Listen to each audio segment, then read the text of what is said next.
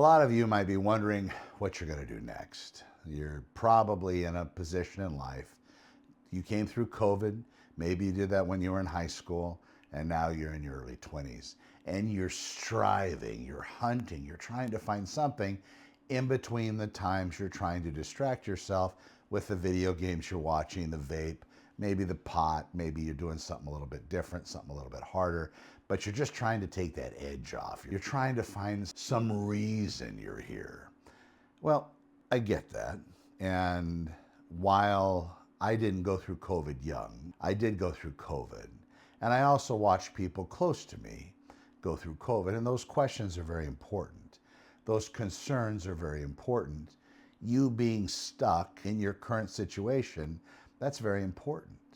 So don't think for a second that when people are putting online talking about how they're in their mother's basement and they're vaping all day and playing video games all day and they don't have a life and they don't have any direction, they don't have anything to do, even though some are trying to make fun, downplaying it, that is a real concern. And it should be the biggest person that should be concerned is you, because don't give up before you failed a few times.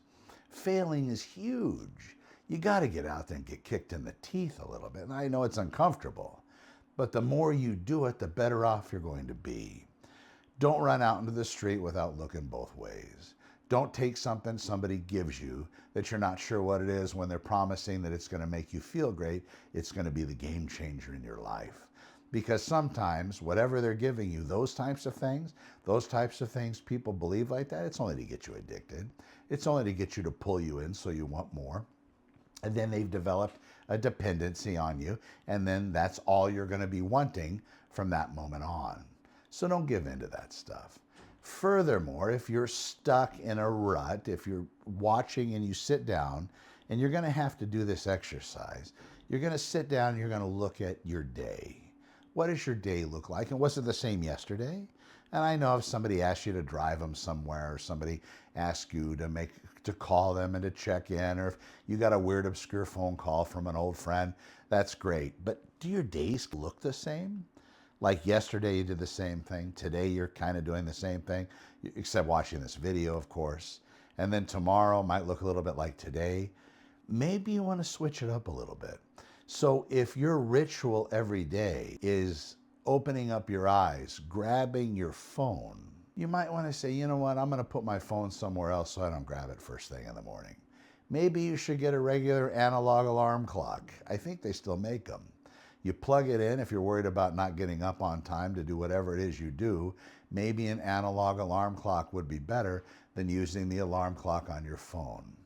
And most of you watching this probably not iPhone fans. I would say you're probably Android fans because you're more programmers in nature, at least from what I've experienced. You don't like people telling you what to do like the iPhone crowd does, because they build it such a way that old farts like me can really enjoy and not have to worry or concern ourselves with it. You're probably the other type of programmer.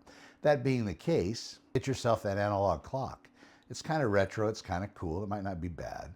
Get the one that have the numbers that flip down, that's kind of neat as well. But that can be your alarm clock, and just make that small change. And then the next day, maybe live with that for a few days, see how that works out for you. You will notice more calm in your life.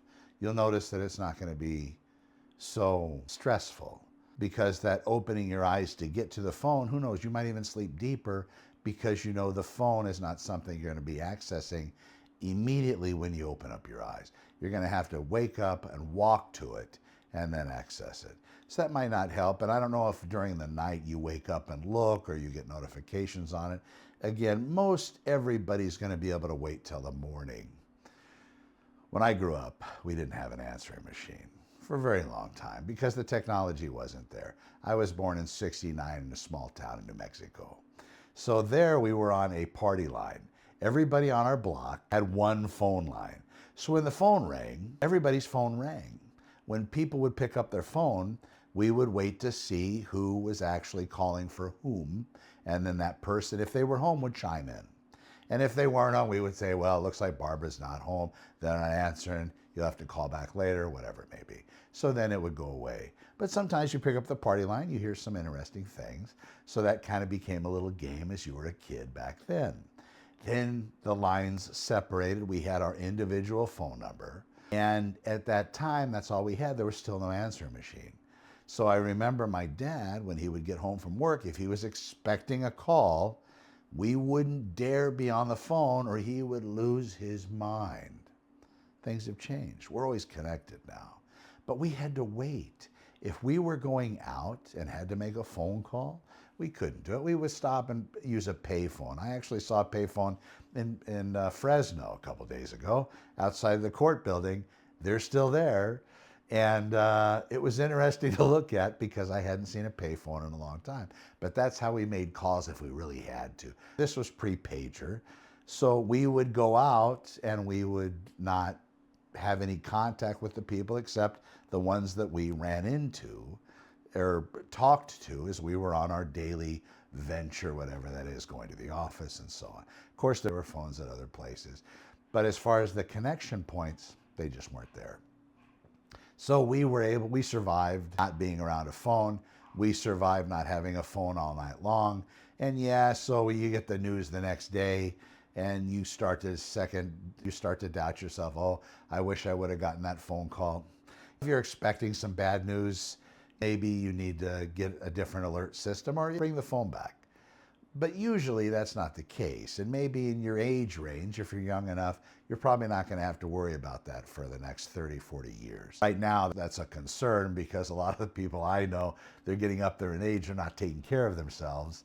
And not that that's the solve-all, end-all for everything, where you're going to survive everything if you take care of yourself, but it is kind of a big deal. Imagine if your 10-year in the future self came and paid you a visit, what would they say? That's a good exercise, right? So you're on your current trajectory, whatever that is, and I'm not in your house. I'm not standing behind you as you're watching this video. I'm not there. But what if you could go 10 years in the future, even 5 years? What would they say? Would they give you a high five and say, brother, thank you so much for getting on the stick and fixing all this? Because look at us now. Look at how great we have it now. Or would they say, ooh, man, I really wish 10 years ago you would have set this up because now these are all the problems that I have. We can dream like this. We can make that a reality, but you just have to start. And you don't have to start all at once. My dad used to tell me, he used to give me an allowance, 20 bucks every 2 weeks. And he would hand me this crisp $20 bill and he would say, you don't have to spend it today. You can wait till tomorrow to spend it. You could even save it till the next time I get paid. Then you'll have $40 and then you can go blow it. But he was making a point that you don't have to do it all right now. Patience is a big deal. If you can hold off on things long enough, most things fix themselves. Most things come in and make it work. Now, nobody's going to come do this for you. Nobody's going to bang on your door and take you out and say, listen, this is what you need to do 100% of the time. The best you're going to get are little videos like this, trying to at least ignite something in you. Now, you might be on fire, but you might not know where to direct that fire, so you're using it on the online gaming platforms. And that's great. It's fun to go out there and blow people up and run around and try to be creative. And although that seems like where the trajectory of the world's going to go, and maybe that's something you want to call as a career, there's also something really special about walking barefoot in the forest. Just saying. I'm Connor with Honor. We will see you in the next one.